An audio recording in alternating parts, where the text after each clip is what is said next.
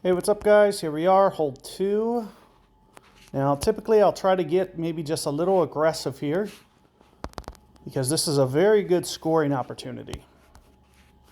I'm thinking something, and I want to make sure that I do get this to wedge range. So one of these two balls, perhaps, maybe about 3 rings here.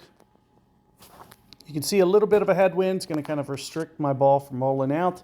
If this was the back pin, I don't even think I'd get to hive.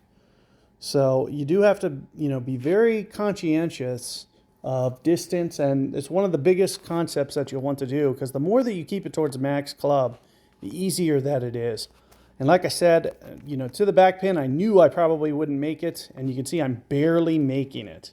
This is just barely. And the other pin's back here, it just puts it too much out of range. We'd have to use topspin, hard to control. It still can be done, but a little annoying. So I'll set up to basically do max.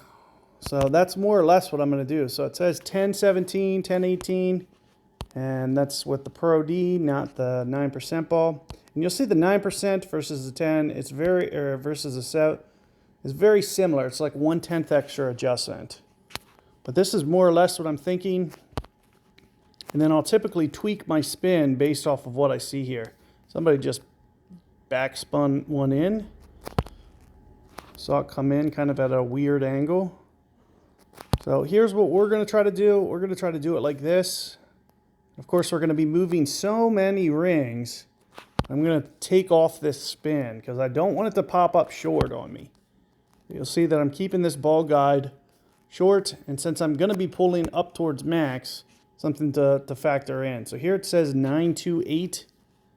And of course, we are pulling the target up to higher ground, which should help the ball to get to the hole in the event that it was, prone to coming up just short.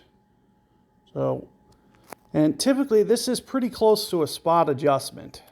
So when I say 9-2-8, that typically is more of a spot adjustment. So you may just want to be just a little bit more hefty with your adjustment. So I'm kind of right at 9-3, maybe 9-3-5. I'm being a little gracious with this adjustment.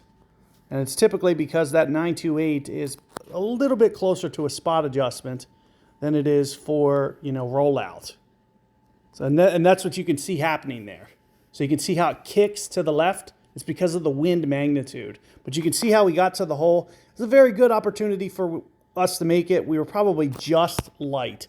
And like I said, it has to do with it being spot adjustment. So you see how the 9-2-8, you see how it landed to the right and then kicked very hard to the left. It's because of that wind effect. So you have to go just marginally more. And for the hive specifically, I try to calculate as much as I can for the spot adjustment as opposed to wind effect, because you'll see that with the wedge you have a lot of control. It's better to try to bring it in and try to just run it into that pin on the way through, as opposed to trying to backspin them and worrying about the hook like pulling it to the left. As you can see, that wind effect, after it landed and then rolled, it started to come back slightly to the left. So it's much better to just try to get it to come in from the front so it doesn't try to kick to the left on you. Keep all that in mind. Good luck. I'll see you guys on the next one.